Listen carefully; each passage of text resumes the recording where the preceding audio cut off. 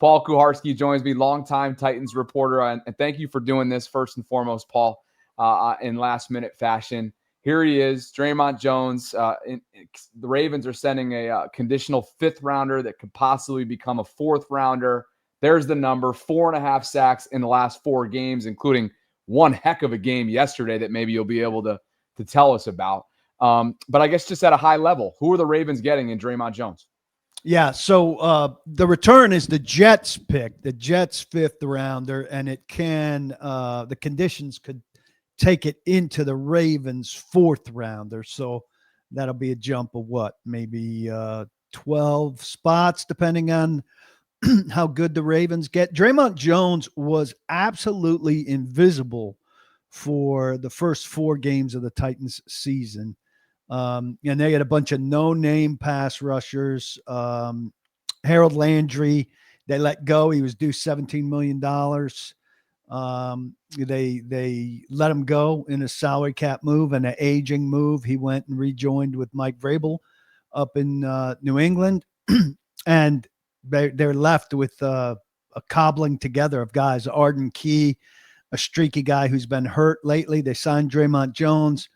They ended up with Jihad Ward and some low-ranking draft guys, Jalen Harrell, Ali Gay, who's now on IR. And really, the pass rush was expected not to be much.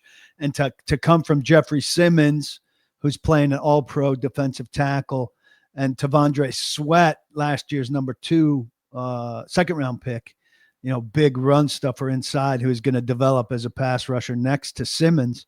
But in the last month, Dre'Mont Jones, he recovered a fumble in the Titans' lone win, a game the Cardinals gave the Titans, and he's come to life. He has 4.5 sacks in the last 4 games, a sack a game, sack and a half yesterday against the Chargers.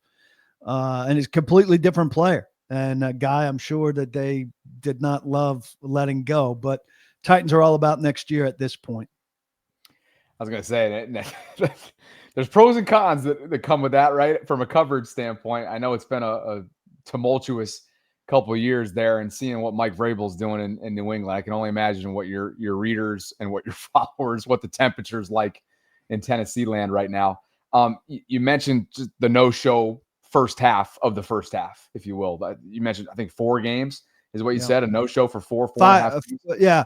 I mean, only in Arizona, and I think a ball wound up at his feet. He fell on a fumble, but really did very little through 5 games. And then the last 4 games, he's been terrific. I mean, not just the sacks, but very active pass rusher, making noise and leading this group, really.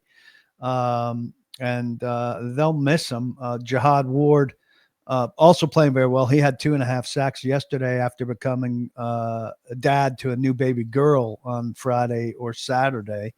But these are guys that, the Titans' theme this offseason was that they were going to get stouter on the edge, and try to do it with bigger guys, to which I said, well, it's easy to decide to do it with bigger guys after you don't have the resources to find a bendy edge, which is what everybody wants. The best edges are bendy guys who could bend the corner. You don't get one of those guys because you don't spend the draft capital on it, because they don't make it to free agency. So then conveniently you say, well, what we're going to do is go with bigger edges who could set the edge better and will play better against the run. And then we're going to coordinate. This is their big theme. We're going to coordinate all these guys, and they're going to move well together. It's going to produce a pass rush. Well, I don't know about you, but I don't need Myles Garrett to coordinate with anybody. Coordinate with the official that he's, dealing with after he picks up the fumble that he forced when he's knocking down the quarterback. But, Titans right now, pass rush, amongst all of the worries they have, hasn't been one. Now, Justin Herbert is a sackable quarterback, but they sacked him 6 times yesterday. It's not the reason they lost. I was going to say, just to reiterate what he did, I just in the last 24 hours or so, I mean, you talk about impactful leading up to the deadline. It's almost like he knew he was going to have a change of scenery that was at his fingertips. 1.5 sacks, 4 tackles, 4 quarterback hits, and 8 pressures. So, hell of a final audition, if you will. And now he lands with the Ravens, who I'm not going to call a contender by any stretch of the imagination, Paul, but the schedule is setting up favorably for them over the next month plus. Be More Vince chimes in, kind of what you were just getting at a minute ago. Maybe you can even go deeper. He says, Paul, why did you think that Dre struggled early in the season? You've mentioned, 4.5, 5 game sample size. If you're going nitty gritty and pinpoint one or two things, what do you think those would be?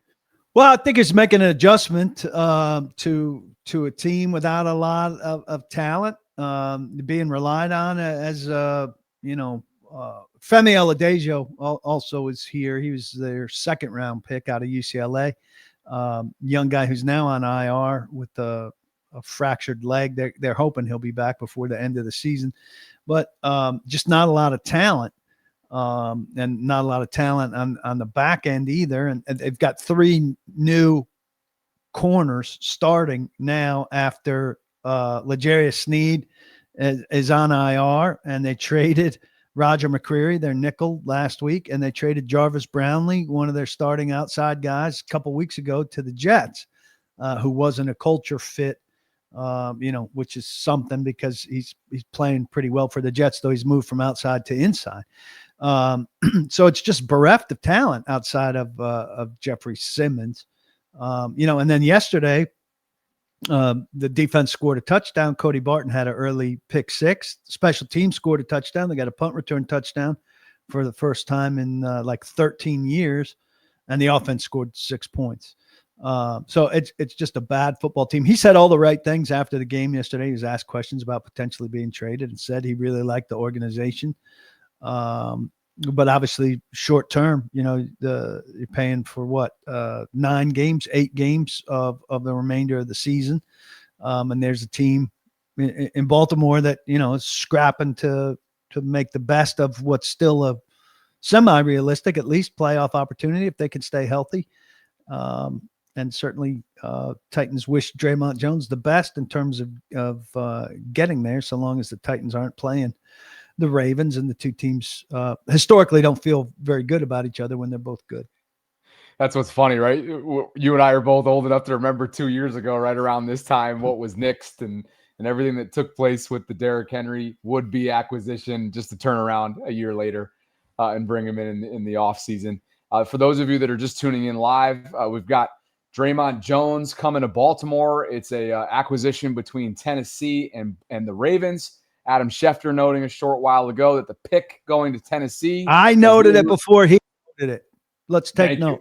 I was about to give you that, right? You noted it. Adam Schefter's noting it, but you clipped him. Well done there, Paul Kuharsky. Follow him on Twitter for all things Titans coverage. The pick that's going to Tennessee is the Jets 2026 fifth rounder that Baltimore had. There are conditions in which that pick could become the Ravens 2026 fourth, which is what you mentioned at the top.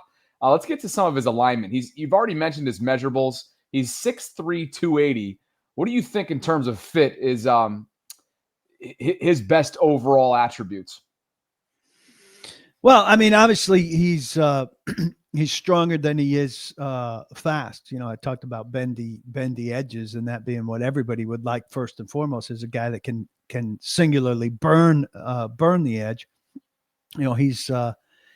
He's going to be more of a power guy at that size with his pedigree. I mean, a guy that big, if he was a burner, would be doing a lot better than a 1-year contract with the Tennessee Titans in the offseason. But he's had flashes in his career, and I think he's been pretty workmanlike. He's a no-nonsense guy. He's pretty good quote once he got comfortable with us. I've come to like him, and I'm going to miss talking to him during the week. He said, all the right things yesterday about wanting to stay and having an affection for the organization. And I think he's sincere in that. I mean, he needed somebody to give him a chance to kind of regenerate his career. And here now through 9 games, he bought himself a chance to get to a team that's, as we've said, got a chance to claw its way back into things here and maybe certainly play in more meaningful games the rest of the way. At what point in the free agency process, if you go back down memory lane, what point did they bring him in?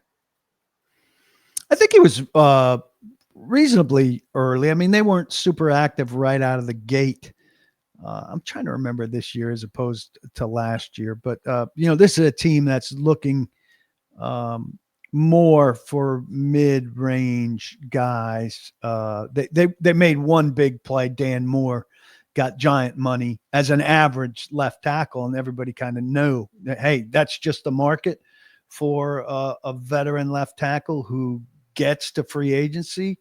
And the Titans have had such offensive line problems and had so many needs. They decided this is the position where we're going to pay a big free agent with some experience to come in, help settle things down while we spend our draft capital on other things. And obviously that started with Cam Ward, which also prevented them from,